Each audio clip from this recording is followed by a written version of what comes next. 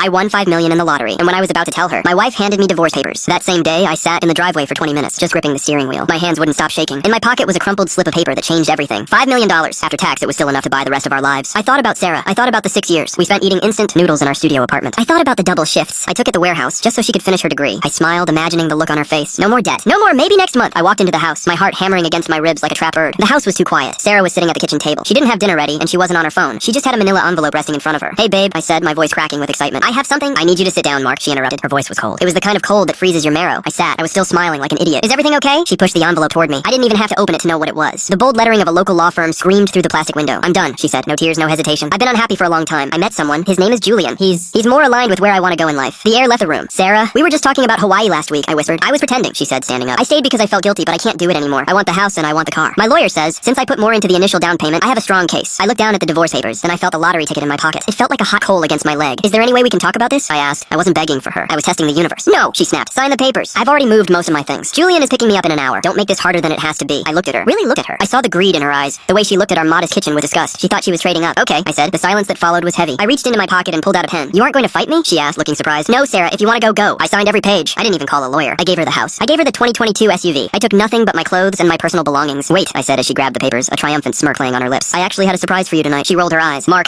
unless it's a key to a mansion, I don't care. It's not, I lied. I just wanted to give you this, a parting gift for the memories. I handed her a small sealed envelope. Not the ticket, a copy of a photo from our wedding day, the one where we were both laughing. In the rain. Keep it, I said. You're going to need to remember what being happy felt like. She laughed, tucked the photo into her bag, and walked out the door without looking back. I watched through the window as a sleek black Mercedes pulled into the driveway. A guy in a tailored suit got out and helped her with her bags. Julian. As their taillights faded into the distance, I pulled the ticket out of my pocket. I called the lottery office. I didn't use my real name yet. I asked them one specific question. When is the legal date of ownership for a win? The moment the ticket is validated and the claim form is signed, sir. I looked at the clock. 6:42 p.m. I looked at the divorce papers she had just rushed to have me sign. The date on the papers was today. The time of my signature wasn't recorded, but her notary had stamped them at 4:00 p.m. By law in my state, any assets acquired after the legal filing of a separation or divorce agreement are considered individual property. She had rushed the filing so fast because she wanted to make sure I didn't get a dime of her new life. She had signed away her right to any and all future assets, earnings, or windfalls of the spouse effective immediately upon the signing of the settlement. I waited until the next morning. I went to the lottery headquarters. I did the photo shoot with the giant check. I didn't wear a mask. I wanted the world to see. 3 days later, my phone started blowing up. 92 missed calls, 144 texts. Sarah, Mark, please answer me. That was a joke, right? Sarah, we can work this out. I made a mistake. Julian isn't who I thought he was. Sarah, you can't do this to me. That's our money. We were married when you bought that ticket. I waited until I was sitting on the balcony of a penthouse suite I had just rented. I took a sip of a very expensive scotch and finally typed back. Check the timestamp on the papers you forced me to sign at 6:30 p.m. Sarah, you filed for a clean break. You wanted everything I had. I paused, watching the sunset over the city. Congratulations, you got exactly what I had. Nothing. I blocked her number. I heard she tried to sue, but her own lawyer told her the speedy exit clause she insisted on inserting was what sealed her fate. She wanted the house and the car. She got them, I got the world.